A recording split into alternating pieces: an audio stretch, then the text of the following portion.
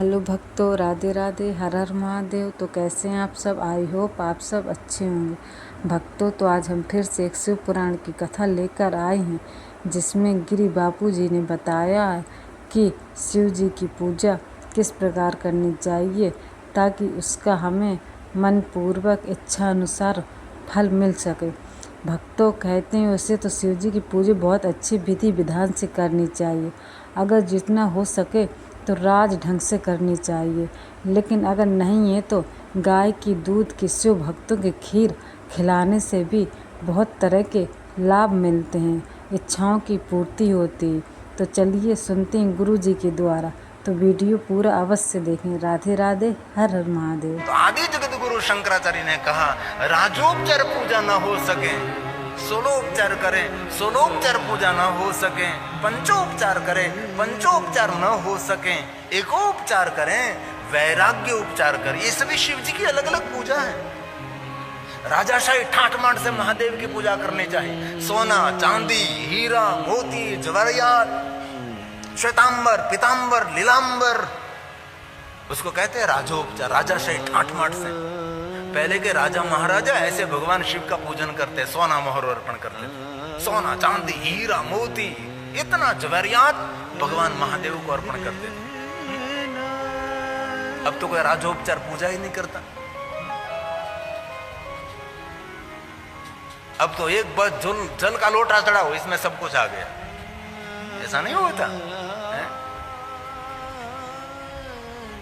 महादेव की राजोपचार पूजा है, राजाशाही ठाठ माठ से पूजा। ये न हो सके तो सोलोपचार पूजा करे, पंचोपचार करे, एकोपचार करे, बस। और ये न हो सके तो वैराग्य उपचार। सिर्फ महादेव को भस्म का त्रिपुंड कर दीजिए, हो गई शिव की पूजा। अरे भस्म का त्रिपुंड भी नहीं है तो इस मिट्टी का तिलक करो। मिट्टी का तिलक से भगवान महादेव की पूजा हो सकती। क्या शिव जी की दुनिया है। महादेव सबसे निराले, सबसे निराले, सबसे अलग, सबसे जुदा है। और आदि जगत गुरु शंकराचार्य ने कहा, मिट्टी भी नहीं है, भस्म भी नहीं है, कुछ भी पूजा करने की सामग्री भी नहीं है। तो कहा मन से महादेव की पूजा करें, मन से। कितनी सुंदर है। वैसे तो हम पूजा करने के लिए बैठते हैं तो हमारा मन बहुत भटकता है, इधर उधर ध्यान देते, कौन आया कौन गया, ये सब कुछ ध्यान रहता है ना। आप पूजा करते शिवालय में, लेकिन आपका मन तो नहीं है शिव में। ये तो लोग दर्शन करने के लिए आते, कौन जाते, क्या लाते, क्या अर्पण करते हैं, इनमें हमारा ध्यान रहता है। परंतु जो मानसी पूजा करते हैं, ये मन शिव में स्थिर हो जाता है, क्योंकि मन से ही पूजा करने। हम पढ़ते थे हमारी क्लास के अंदर, जो विद्यार्थी बहुत शैतानी तूफान करता है उनको ही मॉनिटर बना देते थे। जो खुद तूफान करता है उसको ही मॉनिटर बना दो भाई। इसलिए मन बहुत तूफान करता है तो मन को ही भगवान महादेव की पूजा में लगा दीजिए। इसलिए आदि जगत गुरु शंकराचार्य महाराज ने कहा है, महादेव के भक्तों के लिए कुछ भी आपके पास पूजा की सामग्री न हो, कोई ट्रेन में कोई प्लेन में सफर कर रहे हो, और ऐसे बहुत सारे शिव भक्त हैं कि शिव की पूजा के बिना मुख में अन्न का कण भी नहीं रखते। ऐसे बहुत सारे महादेव के भक्त हैं, वर्तमान में हैं। ऐसे बहुत शिव भक्त हैं कि जब तक महादेव की पूजा न हो वहां तक वो अन्न ग्रहण नहीं करते। ऐसे महादेव के भक्त हैं। उनके लिए आदि जगत गुरु शंकराचार्य महाराज ने कहा कि मन से महादेव की पूजा कर लीजिए। कभी ट्रेन में, कभी प्लेन में, कभी सफर कर रहे, स्नान करने की कोई व्यवस्था नहीं, पवित्रकरण करने की कोई व्यवस्था नहीं है, तो ये जगत गुरु शंकराचार्य महाराज ने कहा मन से महादेव का पूजन करें।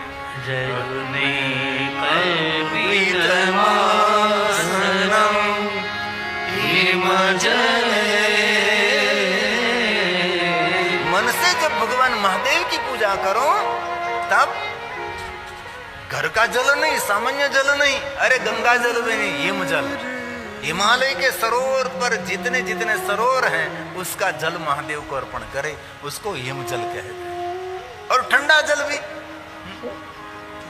हिमालय पहाड़ पर बहुत सारे सरोवर हैं, हनुमान लेक से लेकर वासुकी लेक से लेकर मानस सरोवर, मानसरोवर नहीं, मानस सरोवर, उसका सही नाम है ब्रह्म सरोवर, जो ब्रह्मा जी ने निर्माण किया। राक्षस ताल है और एक ब्रह्म सरोवर है। जो कैलाश गए होंगे उसको पता है, क्योंकि मन से। और पूजा करने से पहले मन से अपने को भी पावन करें। भगवान की पूजा करने तब मन से घर में स्नान नहीं करना है, हरिद्वार भी नहीं, ऋषिकेश भी नहीं, उत्तर काशी भी नहीं, गंगोत्री भी नहीं, गौमुख तक पहुंचना है ना, क्योंकि मन से पहुंचना है। ऐसे मन से भगवान महादेव की पूजा के लिए स्नान कर लीजिए, सुंदर पवित्र वस्त्र धारण करिए, मन से भाल में भस्म का त्रिपुंड करिए, बहुत सारी रुद्राक्ष की माला ग्रहण करके धारण करके भगवान महादेव की पूजा का प्रारंभ करें। आदि जगत गुरु शंकराचार्य ने कहा,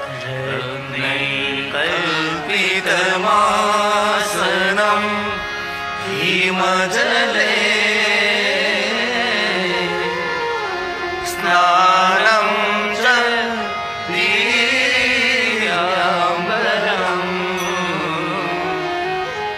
नाना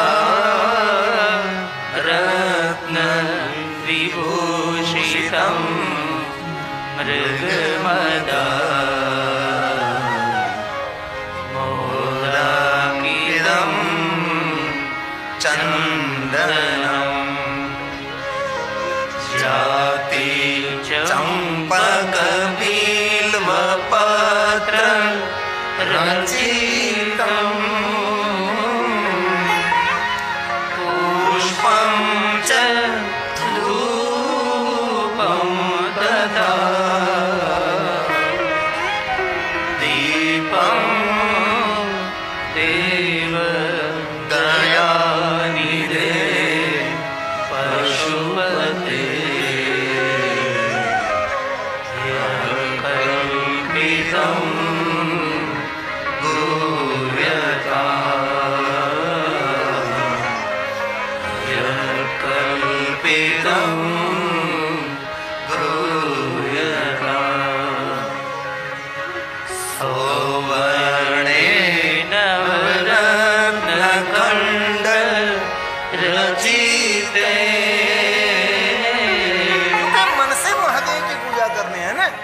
इसलिए सुवर्ण का मंदिर निर्माण करो, रत्न जड़ित आपका मंदिर होना चाहिए। किसी के घर हम जाते हैं तो पता लग जाता है उसके मंदिर को देखकर,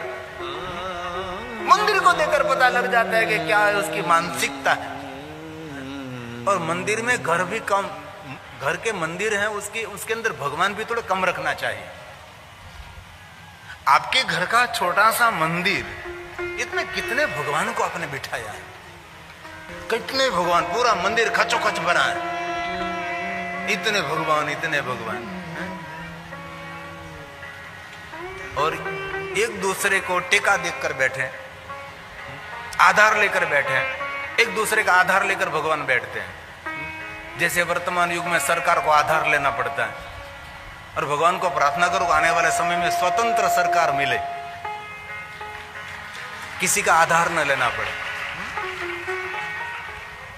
टेका वाली सरकार नहीं चाहिए।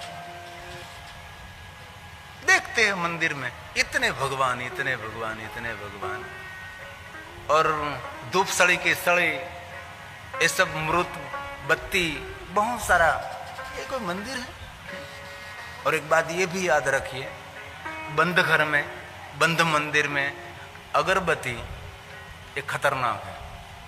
अगरबत्ती बीड़ी का सगा भाई है। जितनी बीड़ी पीने से नुकसान होता है, इतनी नुकसान अगरबत्ती करती है। खुले में अगरबत्ती जलाओ, और वांस की सड़ी जलाना हमारे लिए तो निषेध कहा हमारे विद्वानों ने। कहीं लोगों को तो ऐसे मन में है कि भगवान अगरबत्ती से ही प्रसन्न रहते हैं, धूप बत्ती से ही प्रसन्न रहते हैं, धूप बत्ती उससे ही प्रसन्न रहते हैं।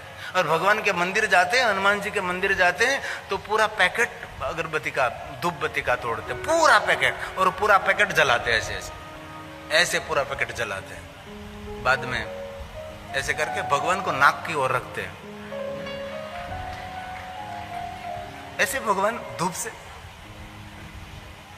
धूप सड़ी से भगवान प्रसन्न होते नहीं होते मुझे पता नहीं, लेकिन जिनका जीवन धूप सड़ी जैसा है ना, उससे भगवान प्रसन्न होते। दूसरों को सुगंध दीजिए, जगत में महक फैलाइए।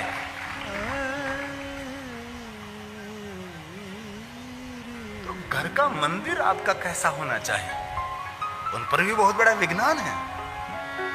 इसलिए आदि जगत गुरु शंकराचार्य महाराज ने कहा कि मन से जब शिव की पूजा कर रहे तब स्वर्ण का मंदिर होना चाहिए। ये शंकराचार्य महाराज के शब्द हैं। सौवर्णेन वर्णखंड रचिते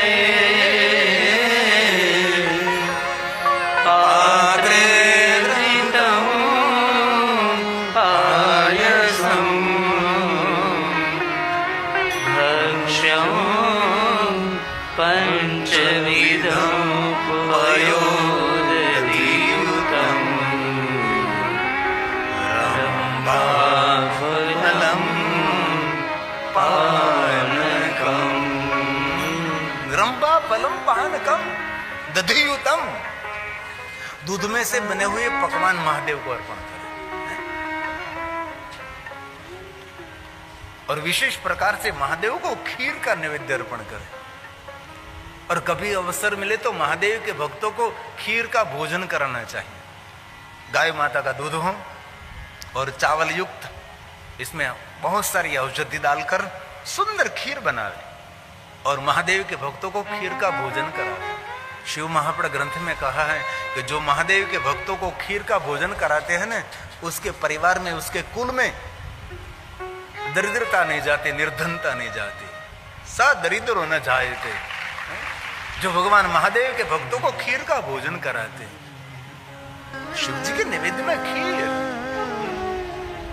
और महादेव के भक्तों को कभी खीर खिलानी चाहिए, खीर खिलानी चाहिए, लेकिन सही दूध मिले तो। लेकिन आजकल तो दूध में भी बहुत गड़बड़ है, सही दूध मिलना वो मुश्किल है। पॉलिथीन दिल्ली का दूध तो जहर है, कभी नहीं पीना चाहिए। और फलों में महादेव जी को रंभा फल अर्पण करें। कभी शिवालय जाने का अवसर मिले तो महादेव को रंभा फल अर्पण करें। भगवान शिव जी को रंभा फल बहुत प्रिय है, महादेव को रंभा फल अर्पण करें। उसका सही नाम है कदली फल। लेकिन इंद्र के अप्सरा थी रंभा, महादेव की परम भक्त थी और रोज महादेव को कदली फल अर्पण करती थी। और भगवान शिव ने दर्शन दिया इंद्र के अप्सरा, रंभा के अप्सरा, तब कहा उसका नाम तो कदली फल है, लेकिन तू रोज मुझे फल अर्पण करती है, इसलिए आज से इस फल को रंभा फल कहा जाएगा। इसीलिए रंभा फल कहते हैं, है? और हम सब लोग क्या कहते हैं रंभा फल को, कदली फल को केला। केले कभी अकेले नहीं होते, इस समूह में रहते हैं, इसलिए रंभा फल का सही नाम कदली फल है और हमारी भाषा में उसको हम कहते केले, केला। महादेव को अर्पण करें, शिव जी के शिवालय पर केले लेकर जाए, लेकिन अच्छा केला लेना चाहिए, गला हुआ हड़ा हुआ नहीं है? हम तो भगवान के लिए खरीदते हैं तो ऐसी चीज वस्तु खरीदते हैं जो उपयोग करने के लिए और खाने के लिए योग्य न हो। ऐसे गले हुए सड़े हुए केले महादेव को अर्पण करते हैं, इसने गले हुए पीले काले पड़ गए, ऐसे केले, ऐसे केला काले पड़ गए, गले हुए केले महादेव को अर्पण करने के बाद और माता जी भगवान को मांगती है कि हे महादेव, कथा में श्रवण किया है कि आपको केला बहुत प्रिय है। तो महादेव देखते कि ऐसा गला हुआ हड़ा हुआ केला नहीं, मुझे काला नहीं, अच्छे केला।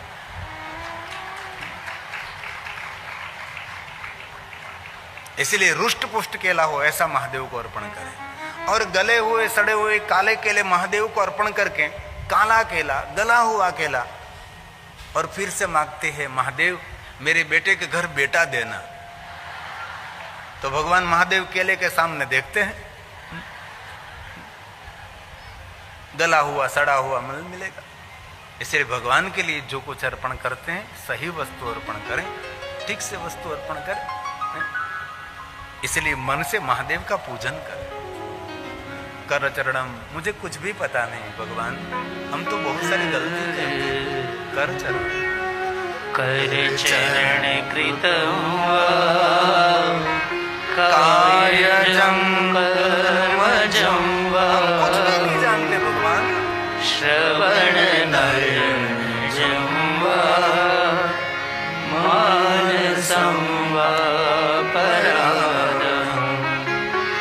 विहितं विहितं वा सर्वमेतत्क्षमस्व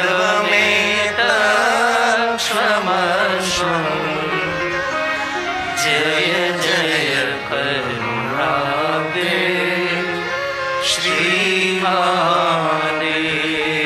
शम्भो जय जय करुणाब्धे श्रीमहादेव शम्भो न जानामि योगम जपम ने पूजा न तो हम सदा सर्वदा शंभु तुभ्यम मंत्र है नभ्यम पितृभ्याम परमानंदे वही परमानंद लाभार्थे परपूज्यते। विशेष प्रकार से महादेव का पूजन करे। शिवलिंग पर पूज्यते, आनंद नहीं परम आनंद के लिए महादेव का विशेष प्रकार से पूजा करनी चाहिए।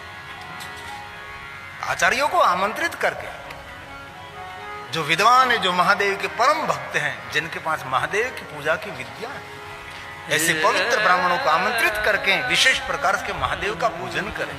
इसलिए कहा परमानंद, आनंद नहीं। ये भगवान महर्षि वेद व्यास जी ने गाया है। पूजिताभ्यां पितृभ्यां तो अपने माता पिता का स्वरूप मानकर, अपने स्वयं का माता पिता है ऐसा मानकर महादेव की पूजा करें। हमारा पिता है। परमानंदं आनंद नहीं, परम आनंद देने वाला परमानंदं लाभार्थे शिवलिंग प्रपूज्यते शिवलिंग प्रपूज्यते। जो व्यक्ति अपने माता पिता का प्रतीक मानकर भगवान शिव और पार्वती की पूजा करते हैं, शिवलिंग और पीठ की पूजा करते, सा देवी जगत माता सा शिवो जगत पिता।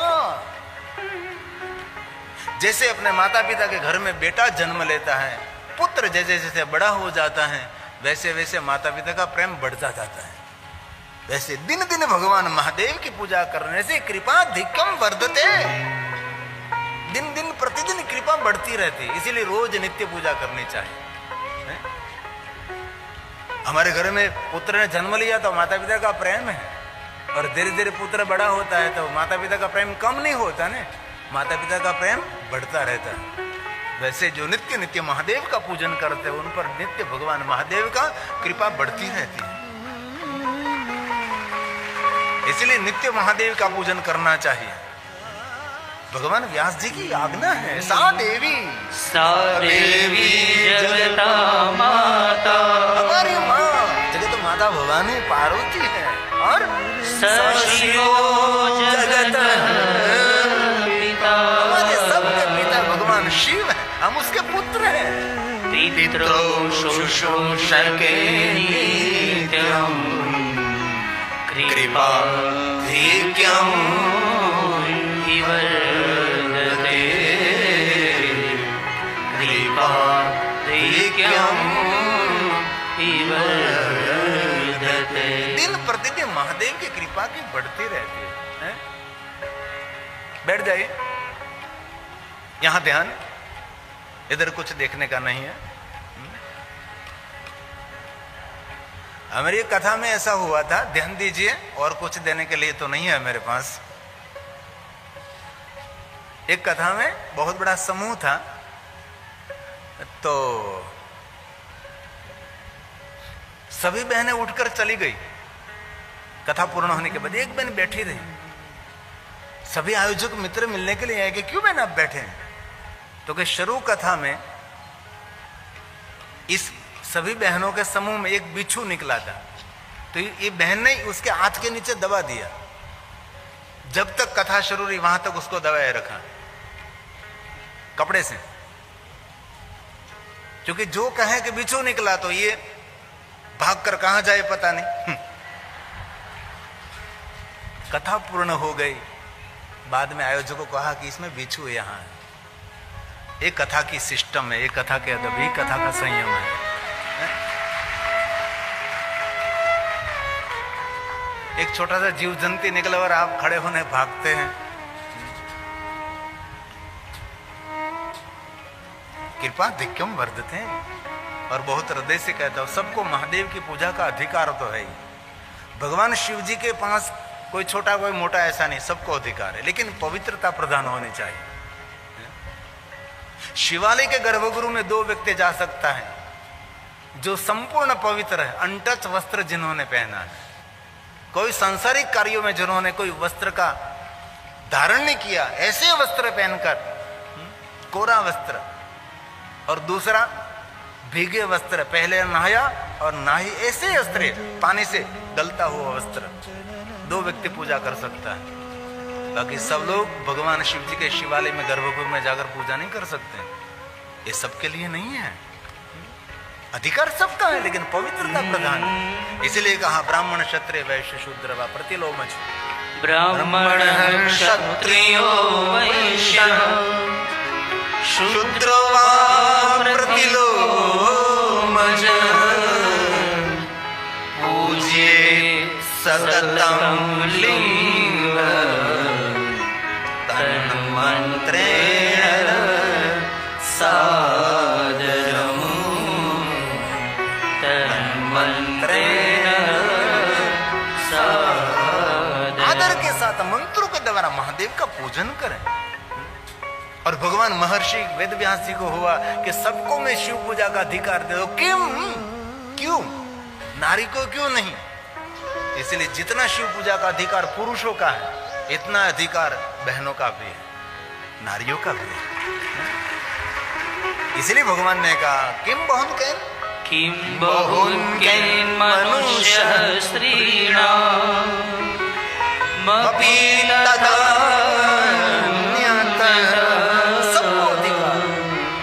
अधिकारोऽस्ति सर्वेषां शिवलिङ्गार्चने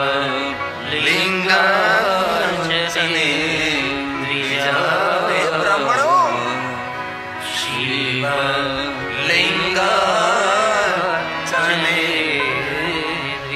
सबको भगवान महादेव की पूजा का संपूर्ण अधिकार, लेकिन पवित्रता होनी चाहिए। हम लोग संसारी हैं, ऐसे हमारा वस्त्र कहाँ किस बेड़ पर पड़ा है आपको पता नहीं है। आपके वस्त्र कितने पवित्र है, आप कितने पवित्र है, आपको पता होना चाहिए है? और एक बात कहूं दिल से, जो महादेव की पूजा से फल मिलता है वही मेरा महादेव दर्शन मात्र से फल दे देता है। इसलिए दर्शन में रुचि रखिए, पूजा नहीं। पूजा के लिए नहीं हमें, मेरे आचार्यों पूजा कराते इससे पहले कितने कितनी विधि कराते हैं, कितनी बार जल पिलाते, कितनी पवित्रता, कितनी बाद में। हम लोग तो पागलों की तरह, ये परंपरा महादेव की नहीं है। प्रातःकाल शिव दृष्टवा निशि पाप विनश्यति। जो मनुष्य प्रातःकाल महादेव का दर्शन करते हैं रात्रि के पापों में से मुक्त हो जाएगा। निशि मतलब रात्रि। और कहा आजन्म कृतम मध्याह्ने महादेव का दर्शन करने से पूरे जन्म के पापों में से मुक्त हो जाएगा। और कहा सायाने 7 जन्माने, संध्या के समय शिव दर्शन करने से 7 जन्मों के पाप में से मनुष्य मुक्त हो जाएगा।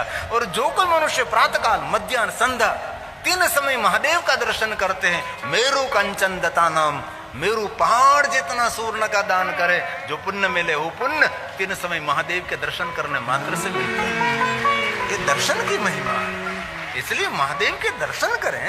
प्रातः काल शिवं दृष्ट्वा महादेव का दर्शन प्रातःकाल और निशि पाप विनश्यति।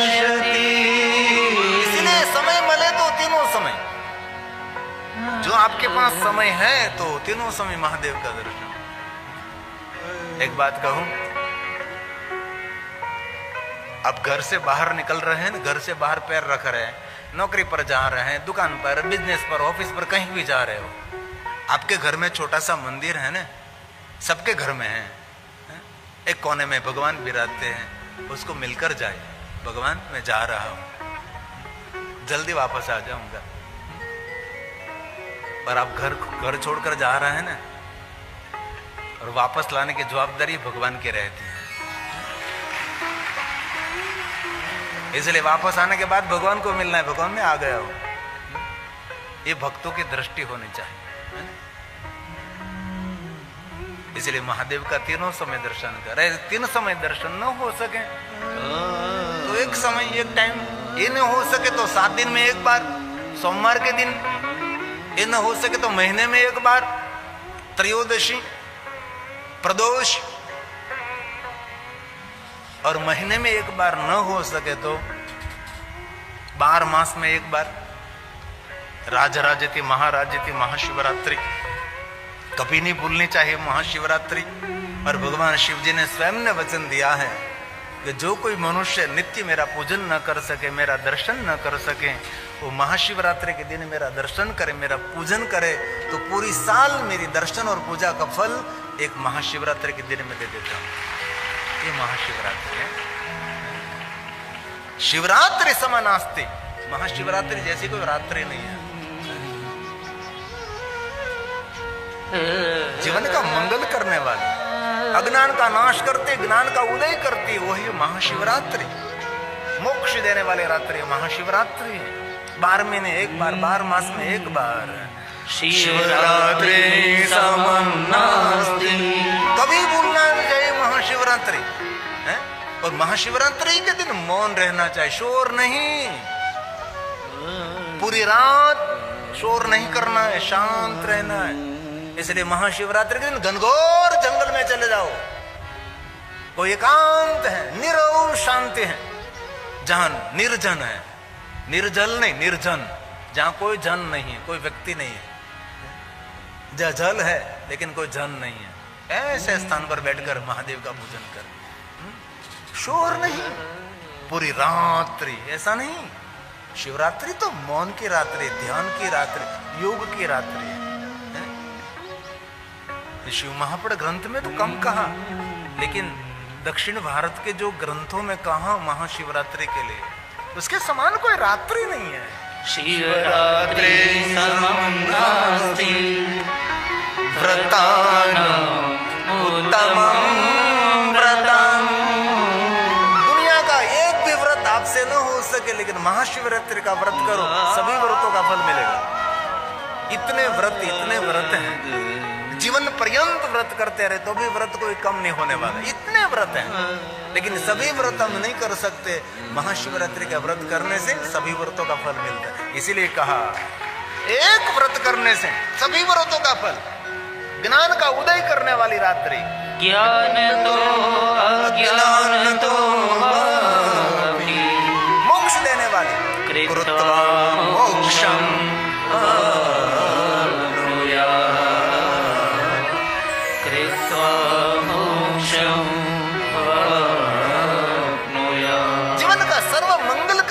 रात्रि महाशिवरात्रि है। अमंगल का नाश करने वाली रात्रि महाशिवरात्रि है। एक बात कहूं, कभी शाम और रात्रि को कभी शाम के समय, क्योंकि शिवालय तो 24 घंटे खुला रहता है, कभी नौकरी बिजनेस आए, रात हो गए, 9 बज गया, 9:30, 10 बज गए, 10:30 बज गए, 11 बज गए और रात हो गई, महादेव को दर्शन करने के लिए गए और महादेव के दर्शन करते करते आंख में से 2 आंसू आ गए, वही आपके लिए महाशिवरात्रि है। इस भुवन में कोई तिथि नहीं है। भगवान शिव जी के लोक का वर्णन करें, जहां कोई रात्रि नहीं, जहां कोई दिवस नहीं है, जहां कोई 7 दिन नहीं है, जहां कोई मास नहीं है, जहां कोई वर्ष भी नहीं है, अरे जहां कोई युग की गणना नहीं, जहां कोई कल्प नहीं है, कुछ भी नहीं है। वहां निरंतरता है, जहां घड़ी ही नहीं, जहां समय की कोई गणना ही नहीं, जहां सूर्य उदय होता है वो प्रातः काल होता है, जब सूर्यास्त होता है वहां संध्या काल होता है। शिव जी की दुनिया में तो कोई सूर्य ही नहीं, स्वयं शिव प्रकाशित है। जहां कोई भूतकाल भी नहीं, जहां कोई वर्तमान, जहां कोई भविष्य नहीं, जहां निरंतरता है, वो शिवलोक है। जहां कोई आयु की गणना भी नहीं है, वहां कोई बचपन भी नहीं, वहां की किशोर अवस्था नहीं, वहां कोई युवावस्था नहीं, वहां कोई प्रौढ़ावस्था नहीं और वहां कोई वृद्धावस्था नहीं, उनको कहते हैं शिवलोक। वहां कोई काल नहीं है, वहां कोई तिथि नहीं है, कुछ भी नहीं है। जहां निरंतरता है, जहां कोई काल नहीं है, कोई युग नहीं है, वो शिव है। ये तो हमारे मृत्यु लोक में सब कुछ है। इसलिए जीवन का सर्व मंगल करना है तो कभी रात्रि जाकर भगवान महादेव को याद करते करते आंख भर के समझ लेना आपका जीवन पावन हो रहा है। कठोर मनुष्य कैसे रोता है? अपने दुखों से रोता है, लेकिन भगवान शिव से विखुटा हो गया, दूर हो गया। भगवान शिव कहीं दिखाई नहीं दे रहे हैं। ऐसे बहुत महादेव के भक्तों को मैंने देखा है, शिव जी को याद करते करते रो पड़ते हैं। और ऐसे मैंने महादेव को भक्तों को, महादेव का नाम भी उसके आगे लो वो रोने लगता है, इतने महादेव के पीछे। और एक बात कहूं, वर्तमान युग में, इस वर्तमान में आज हमारे युवान भाई बहन महादेव के पीछे पागल हो गए। हम देखते हैं क्योंकि अभी टेक्नोलॉजी, उस लोगों ने गूगल में देखा कि विश्व के देवता ऋषि मुनि किसकी पूजा करते थे, तो महादेव की पूजा करते हैं। उन लोगों ने जान लिया, इसलिए आज सब युवा युवती महादेव के पीछे हैं। शिव जी का भजन विशेष प्रकार से। इसीलिए भगवान ने कहा सर्व मंगल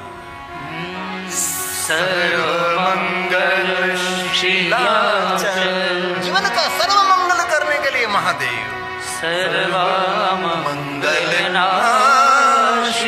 जीवन का सर्व अमंगल को दूर करने वाले,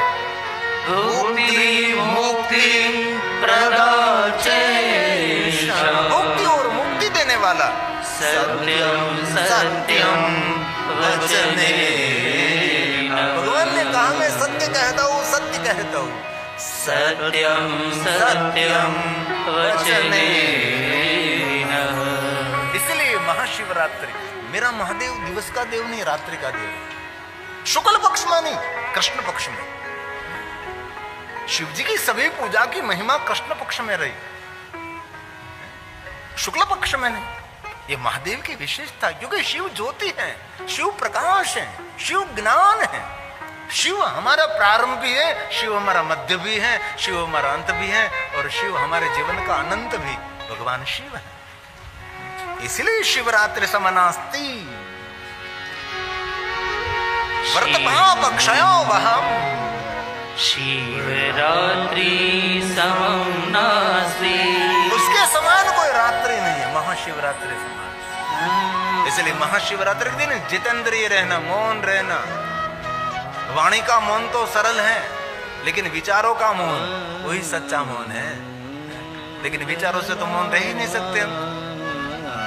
इसलिए भगवान ने कहा शिवरात्रि समं नास्ति व्रतं पापक्षयावहम्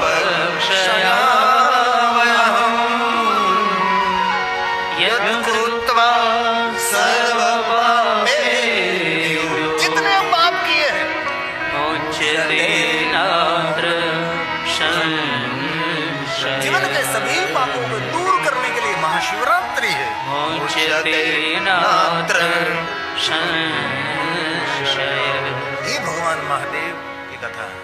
ये भगवान महर्षि वेदव्यास जी ने गाया और कहा महाशिवरात्रि के दिन को महादेव का पूजन करते हैं, क्या पुण्य मिलता है। देखो सर, इसलिए घर में भी विशेष प्रकार से, शिवालय में तो वो भक्तों की संख्या रहती है ना, इसलिए घर में पार्थेश्वर महादेव का पूजन करें।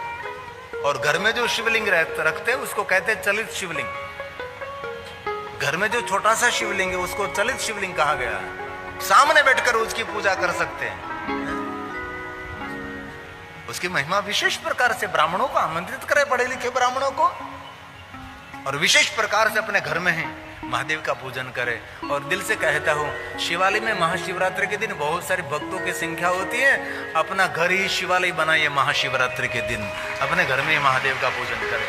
तो अश्वमेघ सहस्राणी, अश्वमेघ सहस्राणि 1000 अश्वमेघ यज्ञ का पुण्य महाशिवरात्रि। वाजपेय शतानि च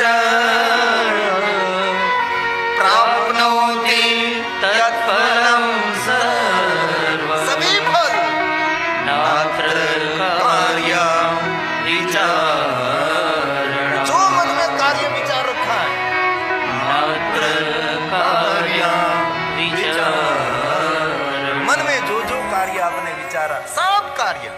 महादेव जी पूर्ण करते हैं। ये श्लोकात्मक वचन है। मैं आपको काल्पनिक कथा नहीं कहता, मैं शिव महापुराण ग्रंथ में से भगवान व्यास जी ने जो गाया है वो गाकर आपको सुना रहा हूं, जो कि एक एक श्लोक महादेव की पूजा है।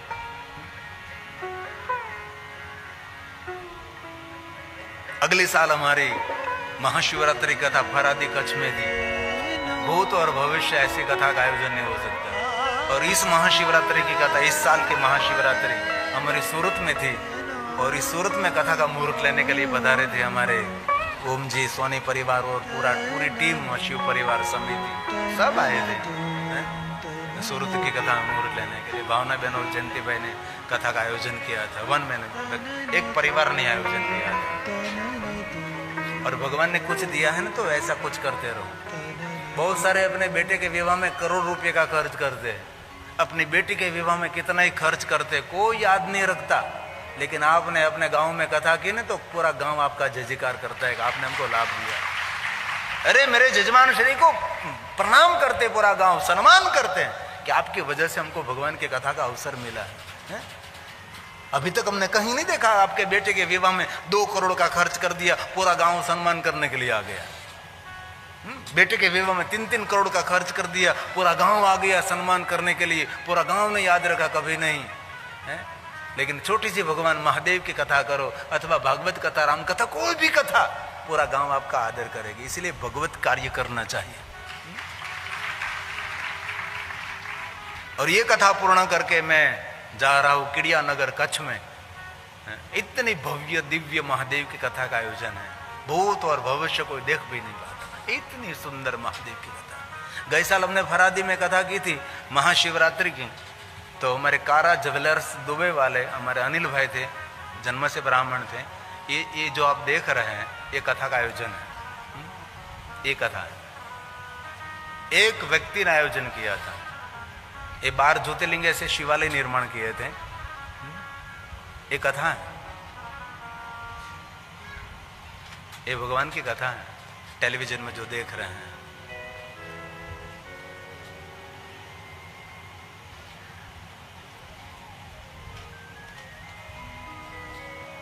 ये कथा के दृश्य है। इसमें इस कथा में कितना खर्च किया था ये हम कल्पना नहीं कर सकते। कितना खर्च किया था इस कथा में इस व्यक्ति ने, पता नहीं। और मैंने पूछा उसको, अनिल भाई एक छोटे से गांव में रहने वाले आप, और इतना बड़ा साम्राज्य कैसे स्थापित हुआ? उसने कहा हम छोटे थे, मेरे गांव में शिवालय है वैजनाथ महादेव। तो हम छोटे थे तो हम शिवालय आते थे, और मंदिर की पूजा करने वाले पुजारी हमारे गिरिनामा थे। वो कहते थे कि बेटा ये सीढ़ी साफ करो, वहां झाड़ू लगाओ। और शिवालय के झाड़ू लगाते लगाते भगवान महादेव ने इतनी कृपा कर दी। और एक बात कहूं, शिव जी की पूजा करने से ज्यादा फल मिलता है सेवा करने का। शिवालय जाकर सेवा करनी चाहिए। पूजा करने वाले तो बहुत लोग हैं, सेवा करनी चाहिए।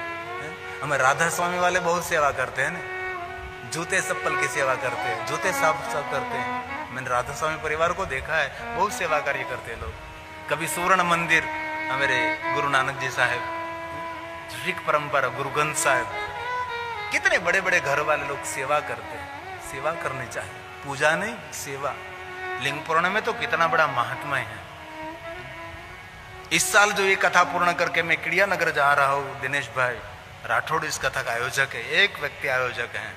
अभी जो अपने दृश्य देखे ने, ऐसी ही कथा का आयोजन है। इसलिए आप सबको जो योग्य समय हो तो जरूर पधारिए। इस कथा पूर्ण होने के बाद इतना भव्य दिव्य आयोजन। कथा किसको कही जाती है, कथा में क्या व्यवस्था है, कथा कैसी सुरक्षित रहनी चाहिए, ये कथा। लेकिन आपने बहुत सुंदर आयोजन किया, इतना सुंदर। और कथा को आयोजन तो सुंदर है, लेकिन आप सभी इतने भाव से कथा श्रवण करते हैं, ऐसा भाव कम जगह पर दिखाई देता है। इतने आदर के साथ कथा श्रवण करते हैं। तो भक्तों, कैसी लगी आपको ये शिव कथा? अगर आपको ये कथा पसंद आए तो चैनल को सब्सक्राइब और वीडियो को लाइक अवश्य करें, और ऐसे ही वीडियो देखने के लिए, ऐसे ही शिव कथा सुनने के लिए हमारे चैनल डिस्कवरी ऑफ धर्म से जुड़े रहिए। धन्यवाद। राधे राधे। हर हर महादेव।